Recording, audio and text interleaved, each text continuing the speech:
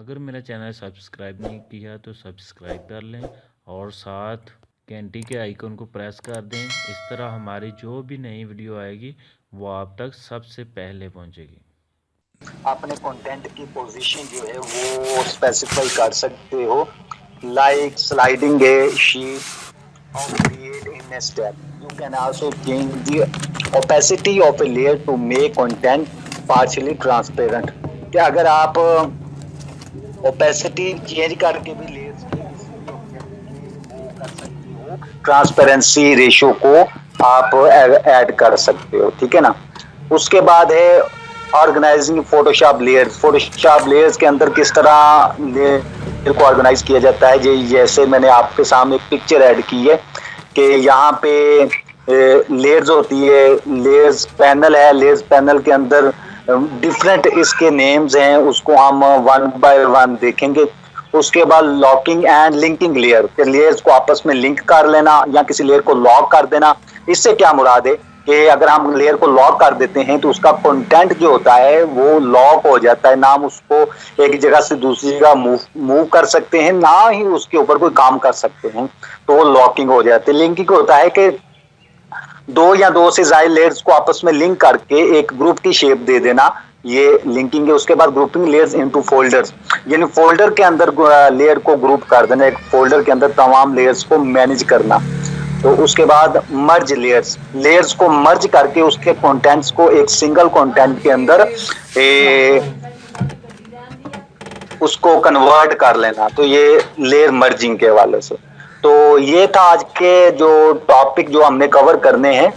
तो इसको हम एडोब फोटोशॉप पे जाते हैं और वन बाय वन तमाम टॉपिक्स को प्रैक्टिकली हम सीखते हैं। तो जैसे जी मेरे पास एडोब फोटोशॉप सॉफ्टवेयर ओपन होता है तो मैं आपको वो उसकी स्क्रीन डिस्प्ले करवाता हूँ। जी स्टूडेंट, ये मैंने एडोब फोटोशॉप की स्क्रीन आपको डिस्प्ले करवाई हुई है। आई होप कि आपको बिल्कुल क्लियरली शो हो रही होगी। अच्छा, इसमें हमने क्या करना है कि हम सबसे पहले न्यू डॉक्यूमेंट ले लेते हैं। न्यू डॉक्यूमेंट उसी तरह से फाइल के मेन्यू में जाके और न्यू के ऊपर क्लिक करेंगे या Ctrl+N की शॉर्टकट की को यूज करते हुए हम एक स्पेसिफिक न्यू डॉक्यूमेंट ले लेंगे, जिस तरह के एज यूजुअल हम इसको देखते आए हैं वर्किंग स्टार्ट करने के हवाले से। तो यहाँ पे जो है वो न्यू डॉक्यूमेंट हम ले लेते हैं। इसकी स्पेसिफिकेशन के हवाले से कि 1000 विड्थ और 1000 हाइट के हवाले से बैकग्राउंड वाइड करते हुए हम RGB कलर प्रोफाइल के अंदर ये हमने न्यू डॉक्यूमेंट ले लिया है। अच्छा जी,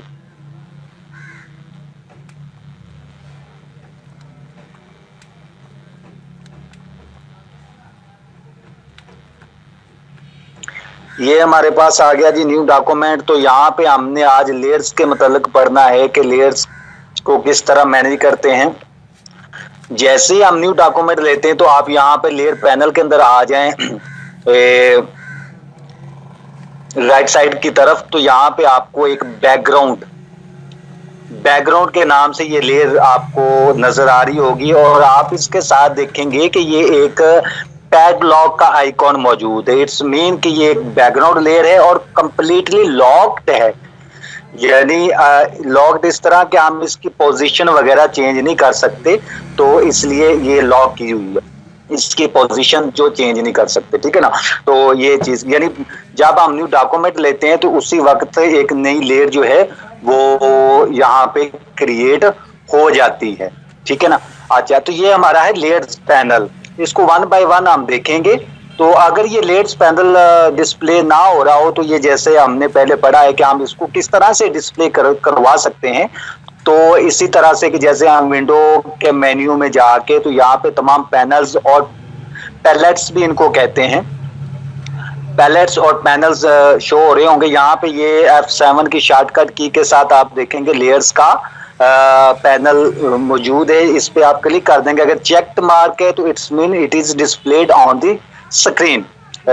तो ये पहले से डिस्प्लेड है। तो अगर अनचेक होगा तो it's mean it is hide from the screen, और इसको हाइड कर दिया गया है। तो हम यहाँ से इसको हाइड भी कर सकते हैं और यहाँ से इसको शो भी करवा सकते हैं। तो अभी हमारे पास शोड है तो हम इसको शो ही रहने देते हैं। उसके बाद जो जो कंटेंट हम ऐड करते जाएंगे उसी हवाले से हमारे पास यहाँ पे उसकी लेयर्स बनती जाएगी, ठीक है ना। सबसे पहले तो हम कोई कंटेंट ऐड कर लेते हैं। लेट्स से कि यहाँ से मैं शेप लेता हूँ रेक्टेंगल, ठीक है ना। रेक्टेंगल लेके यहाँ पे मैं रेक्टेंगल ड्रॉ करता हूँ, तो ये आप देखेंगे कि उसी की एक लेयर मेरे पास आ गई है, ठीक है ना। तो अगर मैं कोई और शेप लेता हूँ, लेट्स से कि यहाँ से मैं एक एलिप्स टूल लेके तो एक सर्कल ड्रॉ करता हूं, तो आप देखेंगे कि वो सर्कल की लेयर भी यहाँ पे आ गई है। जो हमारे पास सिलेक्टेड करंटली लेयर होती है, जब दूसरी लेयर आएगी तो उससे ऊपर आएगी, ठीक है ना, उसके टॉप पे, वो भले कौन सी भी सिलेक्टेड लेयर हो, ये आप याद रख लें। लेट्स से कि ये अभी मैं बैकग्राउंड वाली लेयर को मैंने सिलेक्ट कर लिया है। अब मैं न्यू लेयर ऐड करता हूँ, यानी मैं कोई न्यू यहाँ पे न्यू ऑब्जेक्ट ऐड करता हूँ। पॉलीगॉन टूल लेके मैं ऑब्जेक्ट ऐड करता हूँ, तो आप देखेंगे कि जो लेयर मेरे पास सिलेक्टेड होगी, जब मैं न्यू लेयर ऐड करूंगा या न्यू जो ऑब्जेक्ट ऐड करूंगा तो उससे टॉप पे इमीडिएट टॉप पे हमारी न्यू लेयर जो है वो ऐड हो जाएगी, ठीक है ना।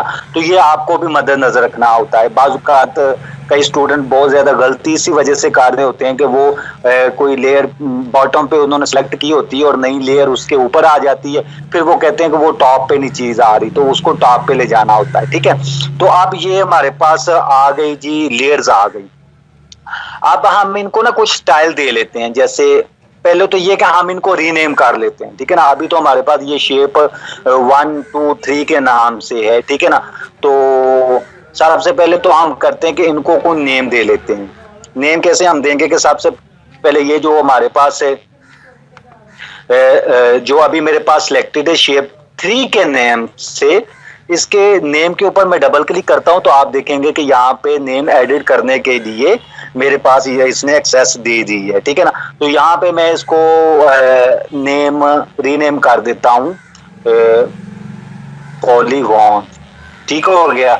और उसके बाद नेक्स्ट जो इससे इमीडिएट टॉप पे लेयर है, उस लेयर को भी मैं इस तरह रीनेम कर लेता हूँ, यानी इसके नेम पे मैं डबल क्लिक करता हूँ और इसको मैं कर लेता हूँ रेक्टेंगल। इसको मैंने नेम कर दिया रेक्टेंगल। अच्छा जी, उसके बाद जो है वो हमारे पास जो टॉप पे लेयर है जो कि सर्कल की सूरत में, आप उसको भी हम कर लेते हैं जी।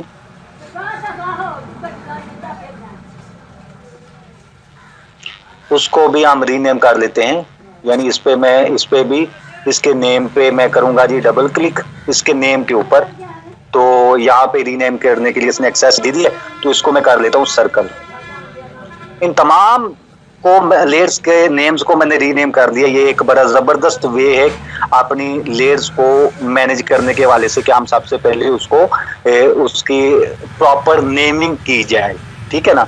तो सबसे पहले उसकी प्रॉपर नेमिंग की जाए और उसके बाद जो है फिर नेक्स्ट उस पे काम किया जाए, ठीक है ना।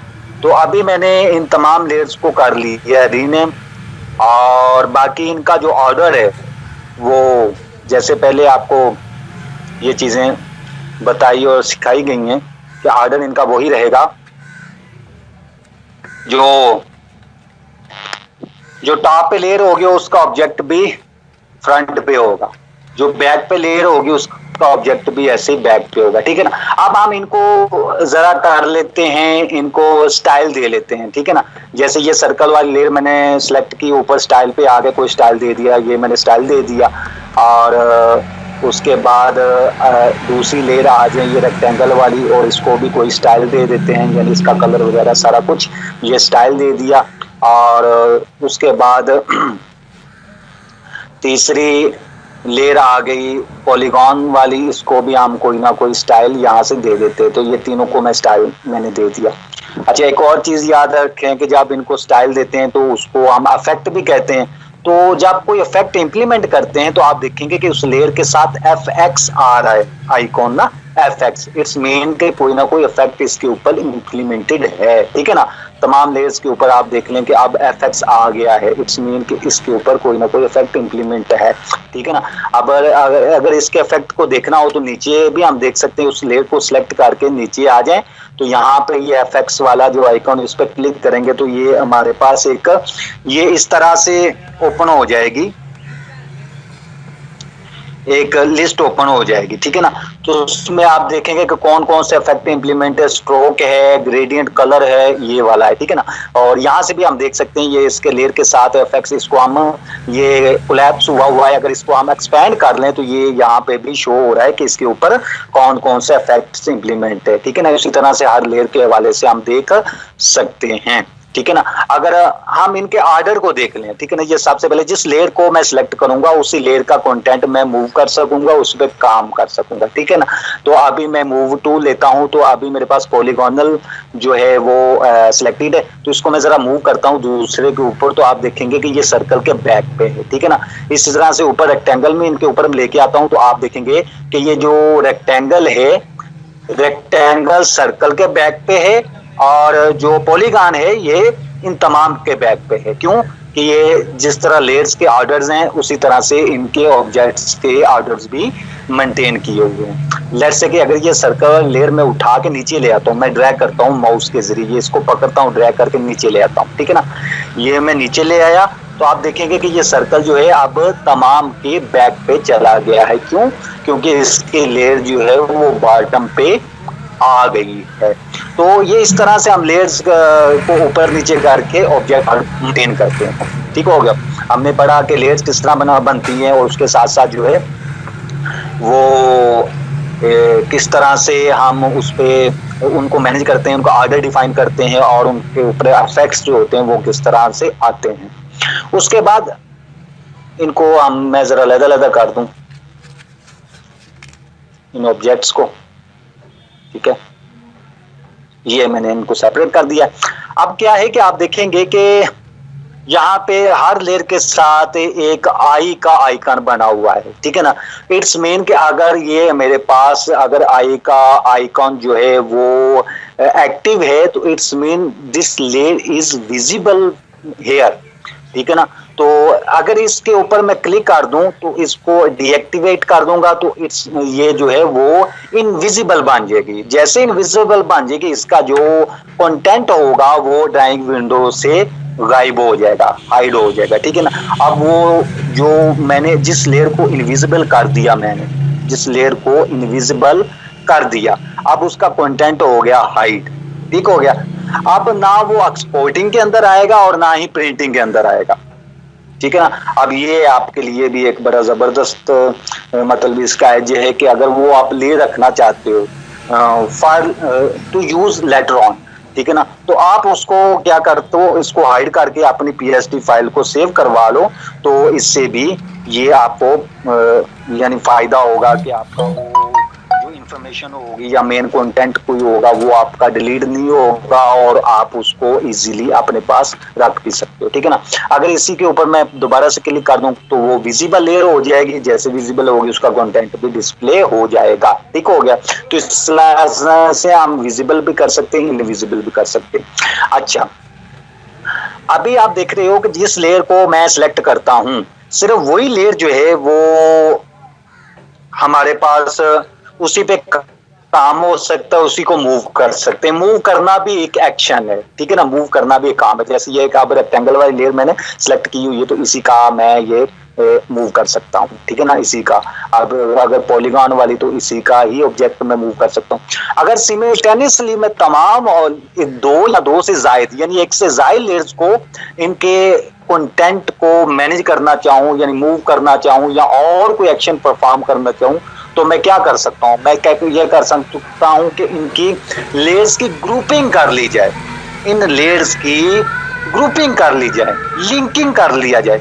उसके बहुत से तरीके हैं। एक तो टेम्परेरी तरीका जो है आप उसको परमानेंट नहीं करना चाहते, टेम्परेरी जो मेथड मैं अभी बताने वाला हूँ, टेम्परेरी मेथड ये है कि आप उन लेयर्स को सिलेक्ट कर लें, यानी ये मैंने लेयर रेक्टेंगल वाली सिलेक्ट की, कंट्रोल की प्रेस करके दूसरी लेयर जो आप करना चाह रहे हैं उस पर क्लिक करें, वो सिलेक्ट हो जाएगी। तीसरी लेयर पे क्लिक करें, वो सिलेक्ट हो जाएगी। ठीक है, शिफ्ट की से भी हो सकता है, लेकिन शिफ्ट की से ये होता है कि जो मिली हुई लेयर्स हैं वो फर्स्ट पॉइंट से सेकंड पॉइंट तक हो जाती है, लेकिन आप दरमियान में से करना चाहते हैं तो फिर आप कंट्रोल की प्रेस करके जिसके ऊपर क्लिक करते जाएंगे वो सिलेक्ट होती जाएगी। जैसे अभी मैंने तीनों लेयर्स आपके सामने ये सिलेक्ट कर ली। अब ये तीनों का एक ग्रुप बन गया, लेकिन ये टेम्परेरी ग्रुप है। ठीक है ना, अब आप देखेंगे जब मैं यहाँ से इनको मूव करूंगा तो आप देखेंगे कि मेरी ड्राइंग विंडो के अंदर ये तीनों की तीनों सिमिल्टेनियसली मूव हो रही हैं।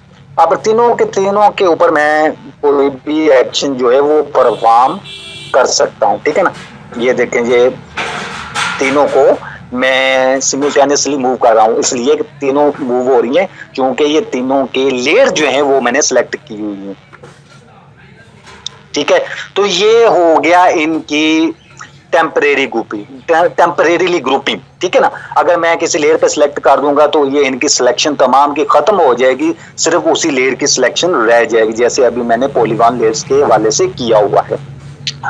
अच्छा जी, उसके बाद हमने क्या करना है कि हम थोड़ा सा इनकी परमानेंट ग्रुपिंग करते हैं। तो उसके लिए हम करेंगे, इनको लिंक अप करेंगे। लिंक अप कैसे करेंगे कि जिन लेयर्स को मैंने लिंक करना है उनको मैं कर लेता हूँ जी सिलेक्ट। ठीक है ना, ये तीनों को लेट्स से कि मैंने तीनों को सिलेक्ट कर लिया। ठीक है ना, ये तीनों को सिलेक्ट कर लिया, कंट्रोल की शॉर्टकट की प्रेस करते हुए इनके ऊपर मैंने जब क्लिक किया तो वो तीनों सिलेक्ट हो गए।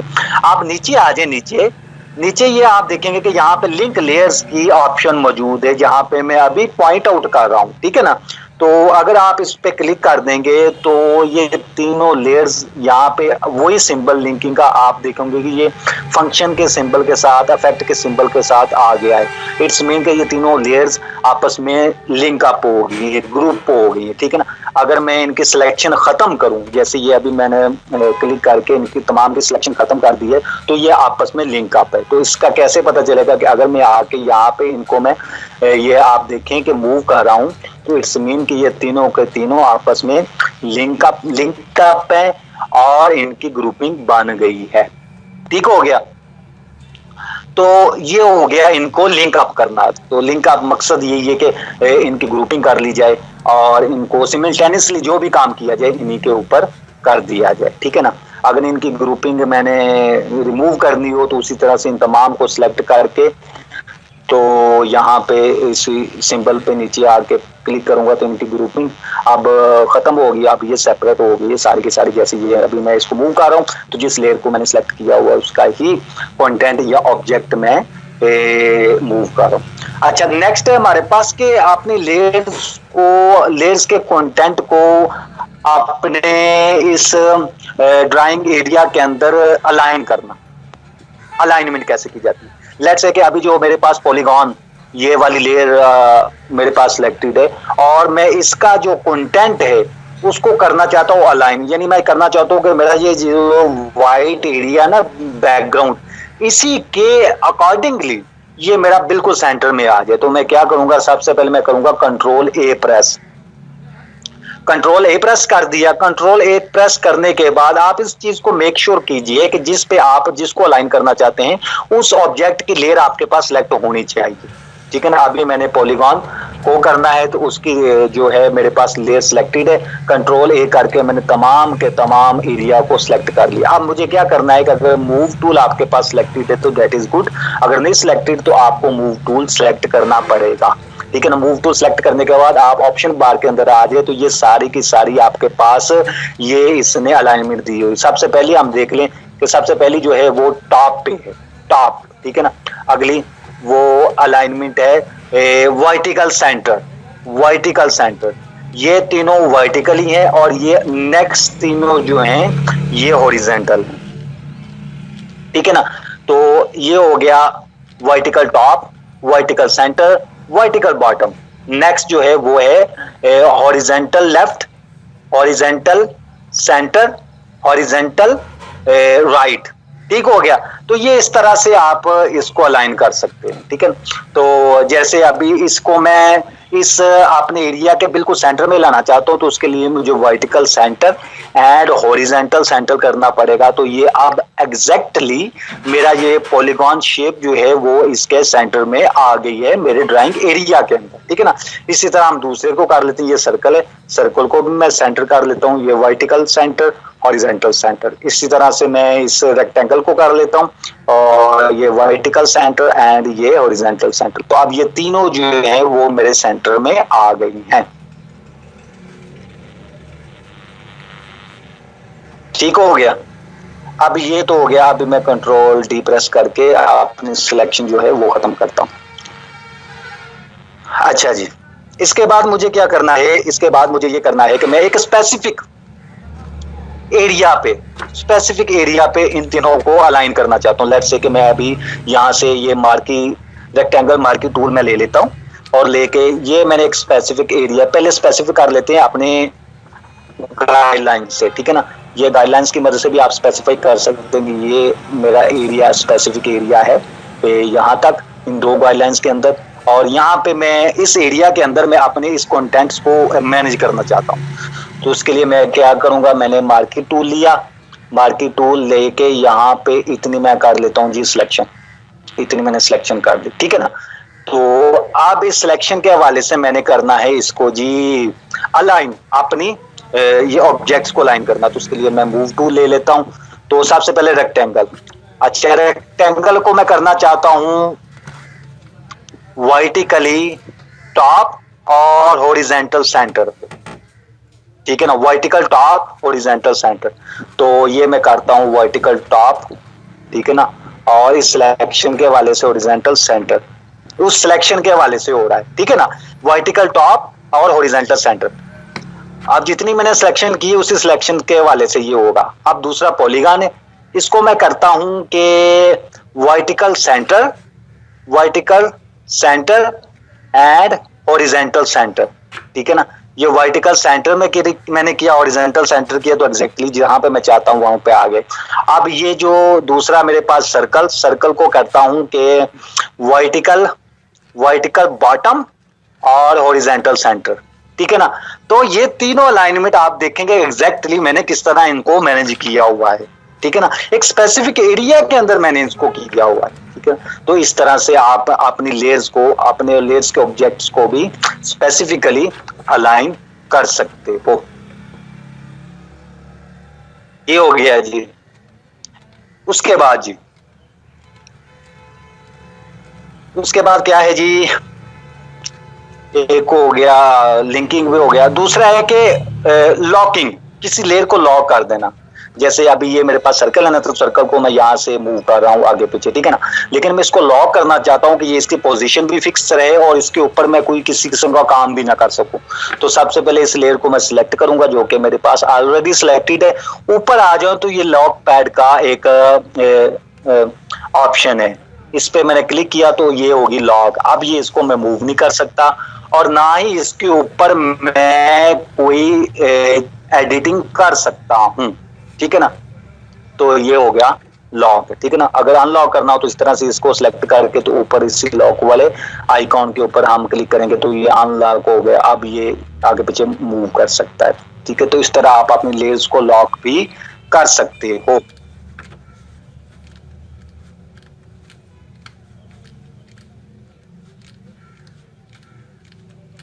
अच्छा जी,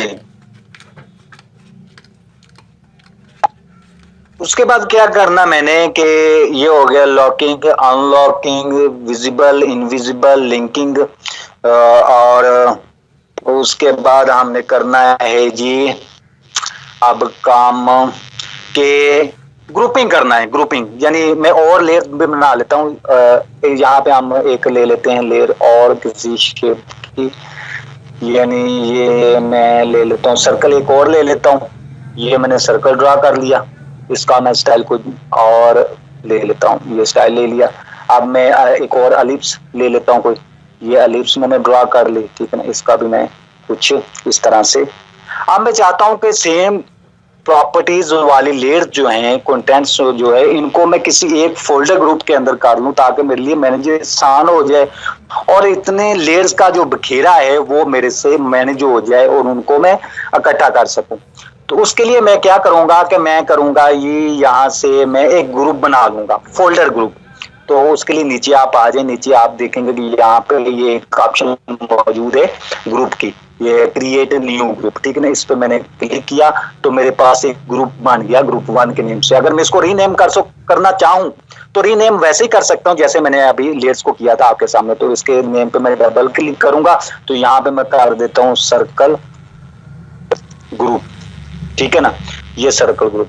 अब ये सेम प्रॉपर्टीज की जो लेयर्स हैं, यानी अभी सर्कल से रिलेटेड, वो सारी की सारी मैं इसमें लाना चाहता हूं, ठीक है। तो उसको मैं सबसे पहले उनको सिलेक्ट करूंगा, यानी ये पहली मैंने सिलेक्ट कर ली, ये दूसरी सिलेक्ट कर ली और नीचे ये तीसरी सिलेक्ट कर ली।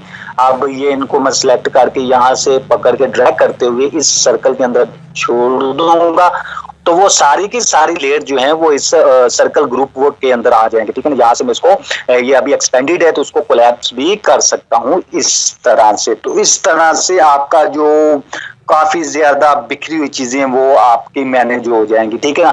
कोई और ग्रुप बनाना हो तो बना सकते हैं आप, अगर इन लेयर्स को इनमें से निकालना हो तो निकाल भी सकते हैं आप। इनको सिलेक्ट कर ले, सिलेक्ट करके ड्रैग करके नीचे ले आए तो वो इस ग्रुप से निकल जाएंगी। तो आप ये ग्रुप अगर एम्प्टी हो जाएगा तो उसको आप डिलीट भी कर सकते हैं। डिलीट कैसे कर सकते हैं, नीचे आ जाए। अच्छा, किसी लेयर को डिलीट करना हो, लेट्स से कि ये जो हमने ग्रुप बनाया इसी में से किसी लेयर को डिलीट कर दे, मैं नीचे आ जाऊं, नीचे आके ये डिलीट का आइकॉन बना हुआ है आपके सामने।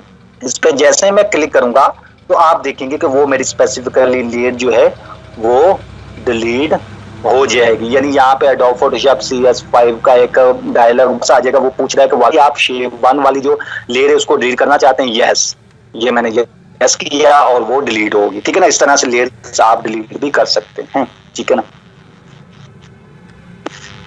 अच्छा, एक और चीज होती है कि आप स्पेसिफिकली किसी लेयर, कोई लेयर भी क्रिएट करना चाहते हैं तो लेयर भी क्रिएट कर सकते हैं। एक तो ये होता है कि आप कोई कंटेंट लेते हो तो उसी के अकॉर्डिंगली लेयर ऑटोमेटिक क्रिएट हो जाती है, लेकिन आप स्पेसिफिकली कोई लेयर क्रिएट करना चाहते हो तो नीचे आ जाए, नीचे आके यहाँ पे आप देखेंगे कि ये जो आपका बास्केट है डिलीट वाली, उसके साथ क्रिएट न्यू लेयर, इस पर मैं क्लिक कर दूंगा तो एक ट्रांसपेरेंट लेयर ऐड हो जाएगी, ठीक है। ट्रांसपेरेंट लेयर, बिल्कुल ट्रांसपेरेंट लेयर, ट्रांसपेरेंट लेयर यहाँ पे ऐड हो, आप ये ट्रांसपेरेंट लेयर जो है इसके ऊपर कोई भी कंटेंट ऐड कर सकते हो, ठीक है ना। तो ये आपके पास लेयर 1 के नाम से जैसे ट्रांसपेरेंट लेयर एक ऐड हो गई है, तो आप कोई लेयर यहाँ से ऐड कर सकते हो, ठीक है ना। तो इसको डिलीट करना हो तो वैसे ही जैसे हमने पहले किया इसको डिलीट कर सकते हो। अच्छा, ये जो न्यू लेयर यहाँ से अभी हमने ऐड की है, एक ट्रांसपेरेंट लेयर ऐड होती है। अगर आप ट्रांसपेरेंट लेयर नहीं ऐड करना चाहते, कोई बैकग्राउंड वाली करना चाहते हो, तो यहाँ पे आप देखेंगे कि यहाँ पे ये create new fill art adjustment layer, ठीक है ना। तो यहाँ पे आप क्लिक करोगे तो यहाँ पे आप सॉलिड कलर वाली लेयर ऐड करना चाहते हो, ग्रेडियंट लेयर ऐड करना चाहते हो, तो ये जैसे ग्रेडियंट में करना चाहता हूँ लेयर ऐड, तो मैं ग्रेडियंट पे क्लिक करूंगा तो ग्रेडियंट के वाले से यहाँ पे मेरे पास ऑप्शन आ जाएगी। तो यहाँ पे मैं इसको उसके कलर्स को स्पेसिफिक कर लूंगा या कोई स्टाइल स्पेसिफिक कर लूंगा, ओके करूंगा तो वो ग्रेडियंट लेयर जो है वो मेरे पास ऐड हो जाएगी। क्योंकि ग्रेडियंट हमने पीछे बड़ी कंप्लीटली पढ़ा है, तो आप उसी तरह से इसके ग्रेडियंट के कलर जो है वो स्पेसिफाई कर सकते हो, ठीक है ना। तो ये ग्रेडियंट लेयर ऐड हो गई है, ठीक है। तो अगर इसको डिलीट करना हो तो डिलीट भी हम कर सकते हैं। तो चूंकि ये इसका स्कोप टॉप पे है तो उसके लिए ये फ्रंट पे इसका कंटेंट आ गया है, ठीक है। तो ये हो गया हमारे पास लेयर ऐड करना। उसके बाद जो लास्ट टॉपिक हमारे पास रह गया है वो है जी लेयर मर्जिंग। लेयर मर्जिंग से क्या मुराद है कि अगर आप लेयर मर्ज कर देंगे ना, लेयर मर्ज, जिस तरह हमने कोरिड्रा के अंदर पढ़ा था कि हम दो ऑब्जेक्ट्स को आपस में मर्ज कर दें तो एक न्यू ऑब्जेक्ट बन जाता है, जो कि एक इंडिविजुअल ऑब्जेक्ट होता है, और वो इंडिविजुअल ऑब्जेक्ट जो है उसके ऊपर जो भी उस पर काम करना चाहें तो हम बड़ी इजीली कर सकते हैं, ठीक है ना। तो यहाँ पे भी आप लेयर मर्जिंग कर सकते हैं। तो लेयर मर्जिंग करके, अच्छा यहाँ पे आप याद रखें, जो आप कुछ ऑब्जेक्ट्स को आपस में मर्ज कर देंगे ना, तो फिर वो उनको डीमर्ज नहीं कर सकेंगे, ठीक है ना, उनको सेपरेट नहीं कर सकेंगे। ये याद रखें, ठीक है ना। दो लेयर्स को हमें मर्ज करना होगा तो वो एक लेयर बन जाएगी और वो उनको डीमर्ज नहीं कर सकते। आप इसका जो बेहतर तरीका है कि जिन चीजों को आप मर्ज करना चाहते हैं, अगर उनको इनिशियली आप अपने पास रखना भी चाहते हैं, तो उन लेयर्स को डुप्लीकेट कर लें। तो डुप्लीकेट कैसे किया जाता है ये भी मैं आपको बता देता हूँ। तो यहाँ पे मैं करता हूँ जो मर्ज, सबसे पहले तो तमाम लेयर्स को मैं डिलीट कर देता हूँ 1 बाय 1 करके, ठीक है। तो ये मैंने डिलीट कर दिया जी,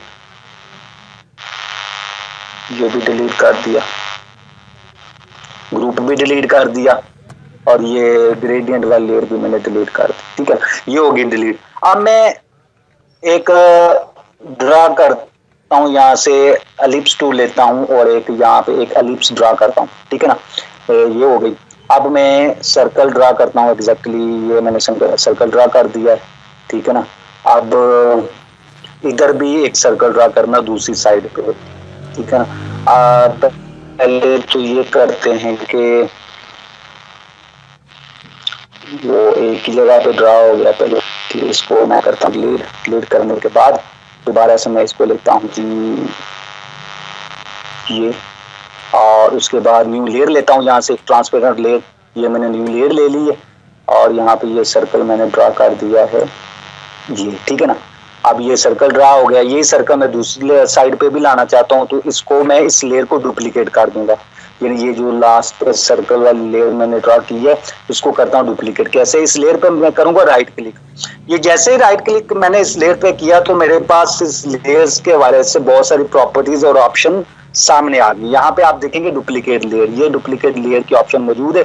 इस पे जब मैंने क्लिक किया तो वो पूछेगा कि इसका कोई नाम रखना है, अगर मैंने कोई नाम रखना हो तो रख के इसको ओके करूंगा तो वो डुप्लीकेट हो जाएगा, ठीक है ना। अब मूव टूल के मदद से यहाँ से मैं इसको इस तरफ लेके आता हूँ, ये हो गया, ये डुप्लीकेट जो हुआ था वो उसको मैं इधर ले आया हूँ, ठीक हो गया। तो अब मुझे क्या करना है कि मैंने ये तीनों को मर्ज करके, अब ये देख ले कि ये अलग-अलग सारे ना, ये सारे सेपरेट हैं। ये देखिए मैं इसको इनविजिबल करता हूँ, इसको करता हूँ, इसको करता हूँ, ठीक है ना। अब इनके ऊपर तमाम पे मैं कोई प्रॉपर्टीज ऐड नहीं कर सकूंगा, फिर भी वो अलग-अलग लगेंगे। मैं एक ऑब्जेक्ट में लाना चाहता हूँ। इन तीनों को मैं सिलेक्ट कर लिया, मैंने तीनों लेयर्स को सिलेक्ट कर लिया। अब इनको करना चाहता हूँ मर्ज में, ठीक है ना। ऊपर लेयर्स पे आ जाए, लेयर्स के मेन्यू पे आ जाए, यहाँ पे आके आप देखेंगे मर्ज लेयर, Ctrl+E की शॉर्टकट की के साथ इसको मैं क्लिक करूंगा तो आप यहाँ पे वो एक लेयर बन गई, ठीक है ना। ये एक लेयर बन गई। अब इसको रिवर्ट नहीं कर सकते, रिवर्ट Ctrl+Z करके ही कर सकते हैं, या हिस्ट्री के अंदर जाके कर सकते हैं, ठीक है ना। तो अब ये एक बन गई है। अब इसको हम इसकी प्रॉपर्टीज चेंज कर सकते हैं। मैं बेसिक कलर्स पे इसको लेके आता हूँ, ये आ गया। आप देखेंगे ये एक ही ऑब्जेक्ट है, ठीक है। इसके ऊपर जो भी मैं प्रॉपर्टी इंप्लीमेंट करूंगा, जो भी इसके ऊपर इफेक्ट दूंगा, वो सारा का सारा इस सारे पे आ जाएगा, ठीक है। जैसे मैं इसको कोई स्टाइल देता हूँ तो ये स्टाइल दिया तो ये एक ही चीज है, ठीक है ना, एक ही चीज है, ये देखिए एक ही चीज है। तो ये इस तरह से हम लेयर्स मर्ज भी कर सकते हैं। तो लेयर्स के हवाले से स्टूडेंट जितना आज का लेसन है ये आपको क्लियरली समझ आ गया होगा कि किस तरह हम लेयर्स ऐड करते हैं, किस तरह से हम जनाब इनको लिंकिंग करते हैं, विजिबल करते हैं, इनविजिबल करते हैं, लॉक करते हैं, मर्ज करते हैं, मूव करते हैं, अलाइन करते हैं, और उसके साथ साथ इसके ऊपर किस तरह उनको लॉक करके और डुप्लीकेट करते हैं और इफेक्ट्स इंप्लीमेंट करते हैं।